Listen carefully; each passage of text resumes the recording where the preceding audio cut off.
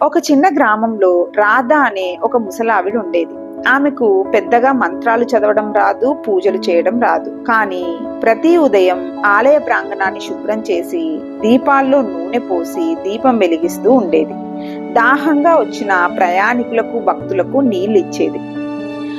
ఒకరోజు ఒక పండితుడు ఆమె దగ్గరకొచ్చి ఇలా అన్నాడు, రాధా, నువ్వు ఎప్పుడూ సరిగ్గా పూజ చేయవు, దేవుడు నిన్నెలా ఆశీర్వదిస్తాడు అని అడిగాడు. రాధ చిరునవ్వుతో ఇలా చెప్పింది, ఆయన ఇంటిని శుభ్రం చేసి ఆయన ఇంట్లో దీపం వెలిగించి ఆయన పిల్లలని సేవించడం పూజ కాకపోతే ఇంకేంటి అని.